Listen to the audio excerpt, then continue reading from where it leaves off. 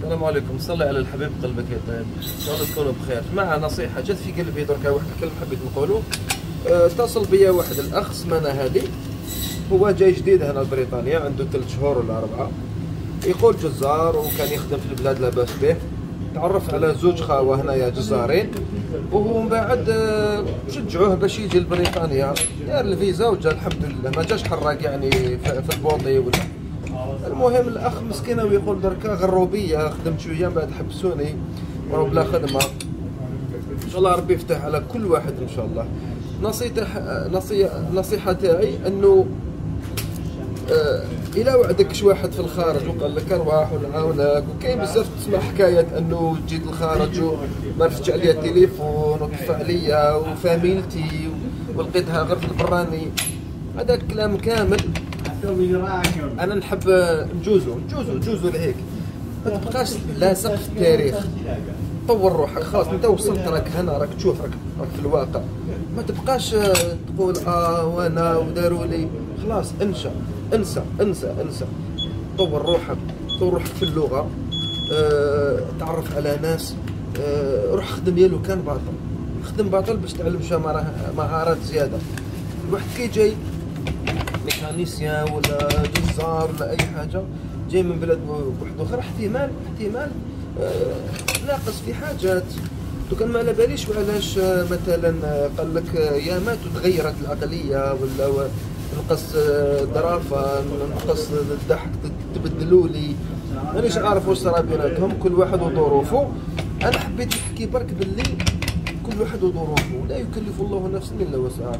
ما تلصقش في الناس، امشي دير حياتك، ما تكل على حتى واحد. لو كان عندك خوك في الخارج ويجي يعاونك ويدير لك طابيروج وتجي تخدم وتلقى الدار وتلقى ويعلمك اللغه ويعطيك مصروف، لو كان بصح ما تكلش عليه على كلش 100%.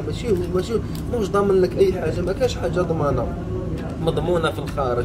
علاش سموها غربه؟ خاطر راك غريب، راك في بلاد ربي معاك. شوف، اللي عنده 20 سنه واللي عنده 30 سنه واللي عنده 40 سنه، في الاخر ما يقدرش يخرط عليك ولا يقول لك انا درتها بيدي. يقول لك غير الصدق، انه كلش توفيق من عند ربي. كاين اللي خير منك في اللغه، كاين اللي خير منك في القفازه، كاين اللي عنده علاقات، كاين اللي يعرف الناس، كاين اللي يعرفوه الناس، كاين اللي في كل وجاو هنا ما مشاتلوش. كاين اللي جا سمانه زوج ما عجباتوش الغربه، ما راح، ولا كل واحد وكيفاش. انا حبيت نقول باللي الا انت جيت من الخارج، من البلاد ورحت للخارج، وفي بالك انت راك 100%، حط روحك شويه ناقص، قول مانيش 100% انا بروفيسيونال، حط هكا في بالك ناقص، وقال واش ندير، واش نولي، كيفاش انا يقبلوني. خاص بزاف الناس تراو الاحتكاك، كيما تاني نجوا من البلاد ويجيبوا واحد الحركات، واحد الحاجات يديروهم، هما بنيتهم مساكنه، هما بنيتهم في الاخر واش يدير حركات. هذوك الحركات يعني هو ما يكون سبب قطع العلاقه معه ولا قطع رزق ولا حاجه. اذا ما توصلوش روحكم يا جماعه. وين راك حايب تغرب، تعلم الصنعه مليح وارواح، واول حاجه استخير الله وشاور الناس والاحباب والوالدين، واطلب السماح وتوكل على ربي. قد ما تكون قريب في الغربه، قد ما تكون ربي قريب، قد ما ربي يفتح عليك. هذه هي خلاصه حبيت نقولها قبل ما تفوتني، لانه صارت السمانه هذه وراني نحوس على الخدمه، راني نحوس هنا ولا هيك. احتمال نلقاو له حاجه. المهم نقتلوا اي حاجه تجي في يدك، ماشي كي راك جزار تبقى غير في الجزاره، راك في الخارج لازم تولي متحول كالحرباء، تولي اي حاجه قادر تخدمها، ماشي عيب. المهم تكون في الحلال، تخدم في الحلال، تسترزق وعلى ربي، وان شاء الله ربي يفتح على كل واحد. كاين ناس داروها لعبه عند بالهم وخارج، بعد جا هنا لقاها باللي ماشي لعبه. هنا ماشي لعبه، هنا تجي يعني تعري على درعيك وتخدم وتوكل على ربي، توكل على الله اول حاجه.